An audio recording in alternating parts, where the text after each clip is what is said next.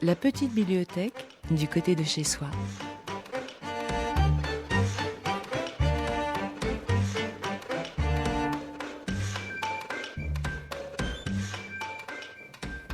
Bonjour Cécile Guéret. Bonjour. Journaliste à Psychologie Magazine. Chaque semaine, vous choisissez un ouvrage qui figurera dans notre petite bibliothèque. Avez-vous choisi cette semaine ? Alors c'est un livre de l'éthologue France de Waals, publié aux éditions Les Liens qui libèrent et qui s'appelle Le bonobo, Dieu et nous, à la recherche de l'humanisme chez les primates.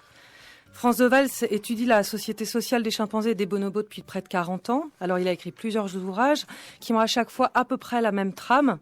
C'est-à-dire qu'il part des comportements humains et il remonte le fil de l'évolution pour voir en fait si ces comportements existent déjà chez les primates. Il s'était ainsi précédemment interrogé sur la compétition, la réconciliation et l'empathie chez les grands singes.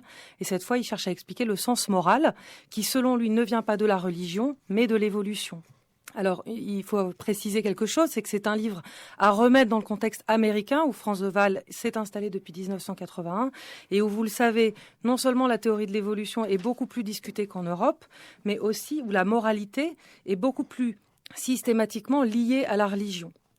La force du livre, c'est que France de Waals appuie son propos sur de nombreux exemples pris dans plusieurs espèces animales, les primates bien sûr, qui connaissent si bien, mais aussi les canidés, les éléphants et les rongeurs. Et il démontre ainsi que la coopération, l'empathie ou l'équité font partie de notre héritage biologique d'animaux sociaux. Ce sont en fait des aptitudes très anciennes, nées du besoin de préserver l'harmonie dans le groupe.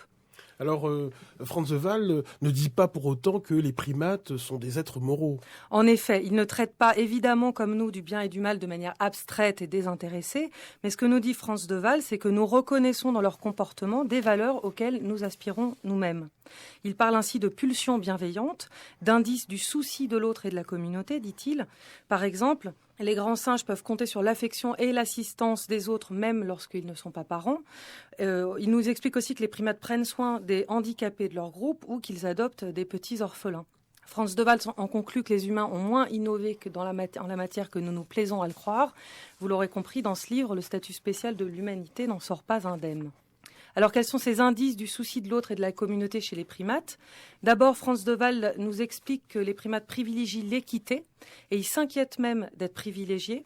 Par exemple, lorsqu'un bonobo reçoit une grande quantité de nourriture, il refuse de la manger si ses camarades n'en reçoivent pas aussi.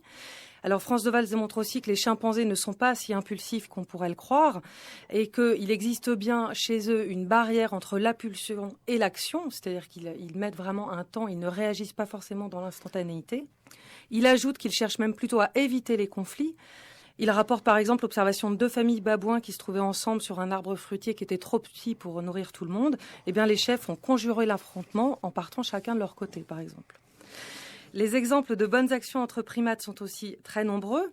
Il cite celui de Daisy, une femelle chimpanzé, qui place des copeaux de bois derrière le dos d'un camarade mourant pour qu'il soit plus confortable.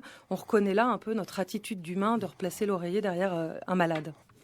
Ce qu'écrit Franz de Waals, c'est que tant qu'on ne pourra pas prouver qu'un singe qui réconforte un congénère a d'autres motivations qu'un être humain qui fait de même, je m'en tiendrai au postulat le plus élégant selon lequel les 2 espèces sont mues par les mêmes élans.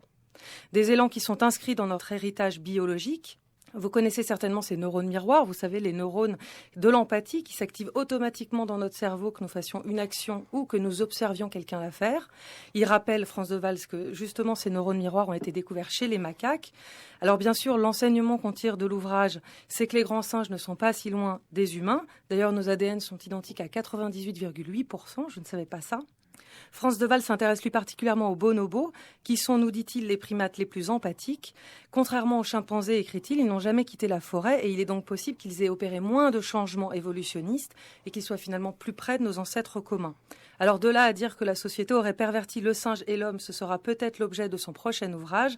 En attendant, vous pouvez lire celui-ci, qui s'appelle Le bonobo, Dieu et nous, de l'éthologue Franz de Waals, publié aux Liens qui libèrent.